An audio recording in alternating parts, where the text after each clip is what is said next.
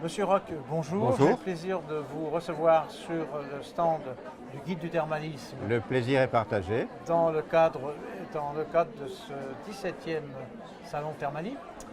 Et j'aimerais vous poser quelques questions, mais avant tout vous demander de vous présenter.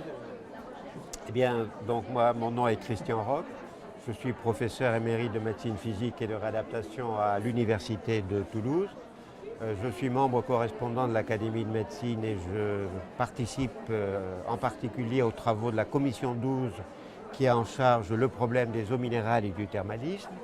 Et je suis également le président du conseil scientifique de l'Association française pour la recherche thermale qui a été créée il y a maintenant 12 ans et dont l'objet est d'apporter des preuves dans le domaine du service médical rendu ou médico-économique rendu par les cures thermales. Parfait, donc ça veut dire que vous êtes bien placé, vous avez tout ce qu'il faut comme élément pour nous parler aujourd'hui d'un sujet qui est particulièrement intéressant, qui est de l'approche médico-économique et de l'impact médico-économique de la cure thermale. Et donc je vous laisse nous dire s'il y a des éléments nouveaux dans ce domaine. Alors sur le plan de l'impact médico-économique, je voudrais insister sur trois choses.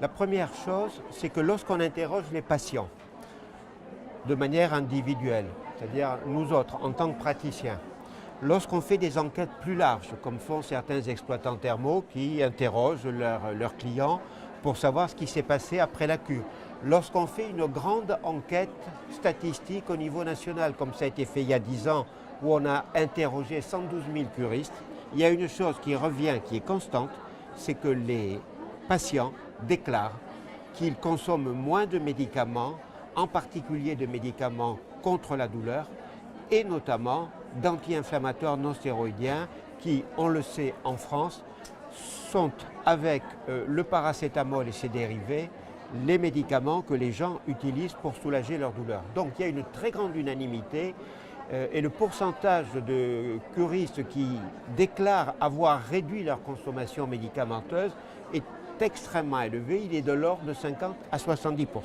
Ça c'est un premier élément, ce n'est pas une preuve scientifique, mais il faut toujours écouter les patients et quand ils le disent d'une manière aussi constante et sur des nombres aussi importants, ça a quand même du sens. Le deuxième élément, c'est que nous avons diligenté un certain nombre d'études dans lesquelles on a introduit des critères de type médico-économique, en particulier la consommation de biens de santé. Et ceci a été le cas en particulier pour l'étude PACT, qui est l'étude d'une intervention thermale et éducative destinée à des femmes qui ont été traitées pour cancer du sein. Il y avait donc un volet sanitaire qui a montré l'intérêt de la cure en termes de qualité de vie, de capacité fonctionnelle, d'amélioration de la dépression, d'amélioration des troubles du sommeil, d'amélioration du niveau d'activité physique, d'amélioration du contrôle pondéral, de retour dans la vie professionnelle.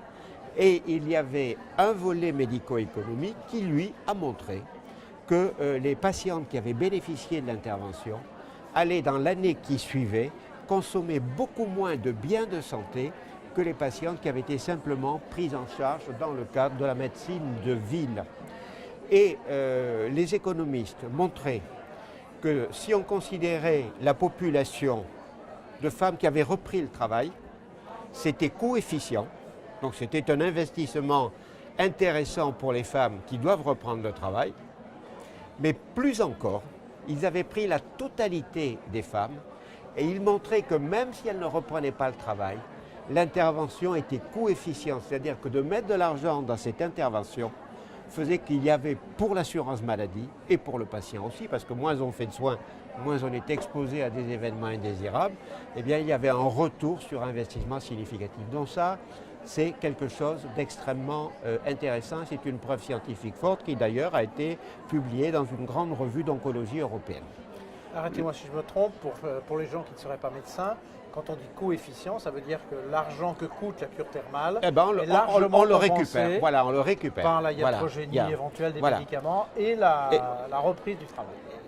Elle est largement compensée par le fait que les gens vont dépenser moins, globalement. Et en plus, si on comptait le fait qu'ils ont moins de iatrogénie, ça ne fait qu'améliorer, si vous voulez, l'efficience. Donc c'est la cure thermale, quand on peut l'étudier, est coefficiente. Et le troisième élément sur lequel je voudrais insister, et qui explique la raison pour laquelle il n'y a pas plus de preuves scientifiques, c'est que les médicaments qu'il est le plus intéressant de mesurer, c'est les médicaments pour la douleur, pour une raison bien simple, c'est que 9 curistes sur 10 vont en cure pour des douleurs articulaires, des douleurs vasculaires, des douleurs digestives, des douleurs gynécologiques, des douleurs neurologiques. Ce sont fondamentalement des douloureux. Or, à la différence des États-Unis ou des pays anglo-saxons et scandinaves, où la douleur n'est traitée que par le paracétamol et ses dérivés, on va dire dans l'Europe du Sud, dans les pays latins, on utilise aussi bien le paracétamol et ses dérivés que les anti-inflammatoires non stéroïdiens.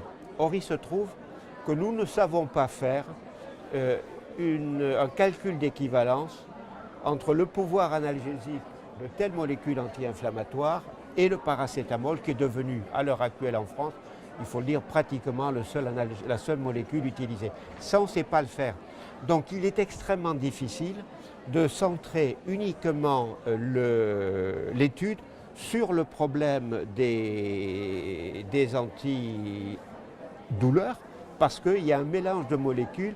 Alors, si on compte, si par exemple le patient a diminué le nombre de comprimés, il prenait 6 comprimés de paracétamol, il passe à 2, mais il a ajouté un comprimé d'un anti-inflammatoire très puissant qui expose un risque élevé d'ulcère gastrique, il est très difficile de dire qu'on a augmenté ou on a diminué le traitement.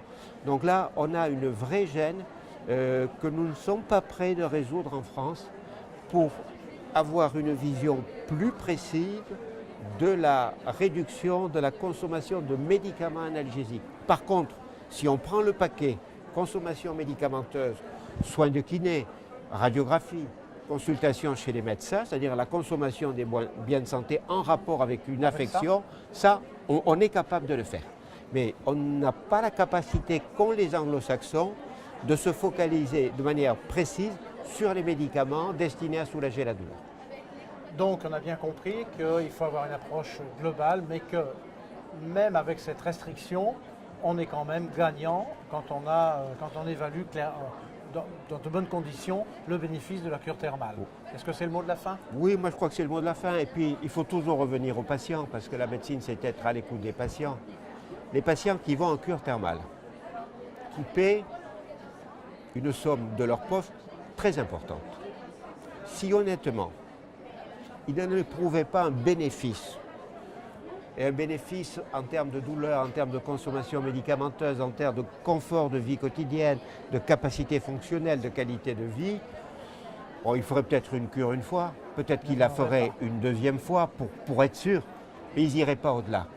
Donc, c'est une bonne synthèse. Il y a, je crois, un vrai bénéfice de la cure qu'il n'est pas toujours facile d'évaluer de manière globale et que ce que nous savons évaluer ne donne parfois qu'une vision un petit peu restrictive de l'intérêt de la cure, qui est une prise en charge globale et dont l'intérêt est général et global.